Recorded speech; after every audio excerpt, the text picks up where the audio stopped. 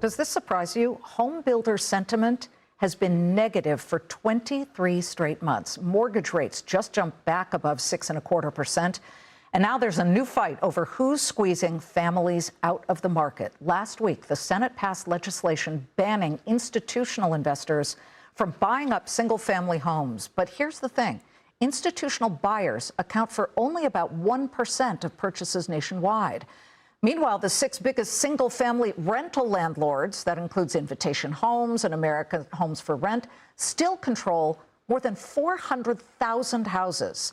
Those shares moving up right now, but they're not just buying foreclosures anymore. They're scooping up, they're hoovering up entire subdivisions directly from home builders. Jerry Willis has more on this Wall Street versus Main Street housing battle. Jerry. Banning Wall Street from buying houses on Main Street is an idea that appeals to many, but as lawmakers on both sides of the aisle push to keep large investors from buying up single-family homes, a new study shows the big investor footprint is shrinking already. According to Realtor.com, investors who have made over 350 single-family purchases since 2015 accounted for just 1% of total single-family purchases nationally, down from a peak of 16% in the wake of the housing crisis. At the same time, mom-and-pop investors, or those with fewer than 10 purchases, now make up over 60% of all investor purchases. What's more, investor activity is highly concentrated geographically, operating largely in Metro Atlanta and the Sun Belt. The top 10 metros for investor activity account for over 50% of all large investor purchases, but even then, their footprint is small.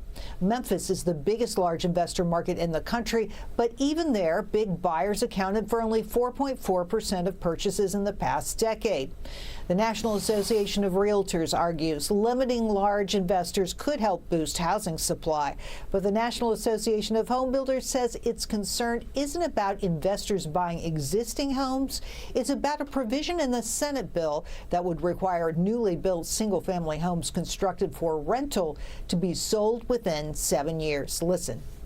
Our objection is solely around cutting off investment in new supply, which we think is overall needed in the market. Even so, the idea of banning Wall Street from Main Street, while popular, may have little impact in the short term.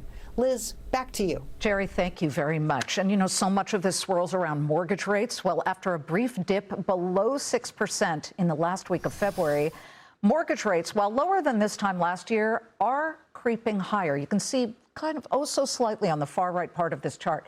This time last year. All right. Now, the average rate for a 30-year fixed-rate mortgage at the moment, 6.11% per Freddie Mac. This as higher oil prices fan inflation fears and in turn reduce the chance of Fed rate cuts. Compass International Holdings is tracking the housing market very closely. It has more than 340,000 agents working with buyers across several real estate brands, including Coldwell Banker, Century 21, Sotheby's, Corcoran, and more. Joining me now, Compass International Holdings Chair and CEO Robert Reffkin. Well, Jerry makes this very interesting point that there are these mega landlords who have, as I say, hoovered up tens of thousands of homes. Now they're going for even new homes, entire subdivisions. What does that mean for a guy like you and for people with whom you work who are looking for a home to buy?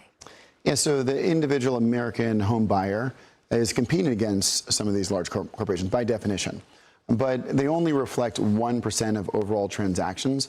And so this will result in 1% more inventory. If we really want to create more inventory in the country, you have to make it easier to build, and you have to lower the risk to list property.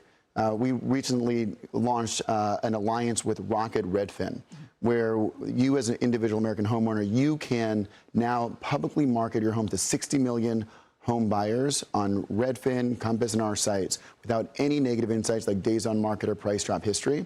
And so we're taking down these artificial barriers to listing. Okay, so listing is certainly crucial. But again, and I know you say it's just 1%, but these are thousands and thousands of homes. And I think that the average American who's dying to be a first-time home buyer is really disconcerted about the inventory and the lack thereof. So any move, and President Trump's been very vocal about this, he doesn't think it's fair. He doesn't think it's fair that these big conglomerates are scooping up all of these homes. But what is the real answer? The real answer is you have to make it easier to build and reduce the artificial barriers to listing. We've been on the show before where we talked about how organized real estate, NAR, MLSs, and Zillow were banning and fining agents who were letting their sellers market however they wanted.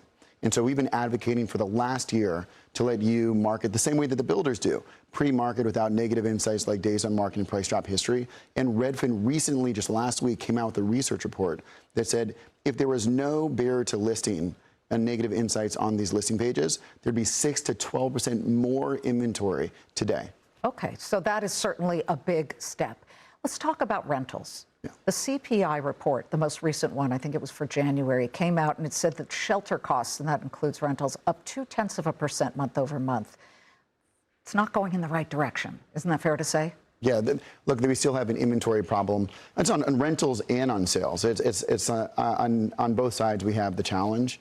I would say, though, affordability is getting better. I want to share some bright spots. Mortgage rates are, yes, it's 6.2% right now, but that's down 50 basis points year over year. Right. The list price of homes is actually down 2% year over year. And so with inflation up 3%, that's down 5% in real terms. And so homes actually are cheaper today than they were a year ago. Well, here's one area that isn't going down, and that's San Diego. San Diego's prices have gone up. I believe the median home price is now $1.02 million or something like that. We found a listing. We were looking at it. It came in just below that, but it's a one-bedroom, one-bath, I think. I mean, it's really interesting to see that some of these secondary cities and tertiary cities, sorry, San Diego. Stay classy, San Diego. You always were. Trust me, I'm a California girl. Love San Diego. But interesting to see that just about everywhere is becoming more expensive.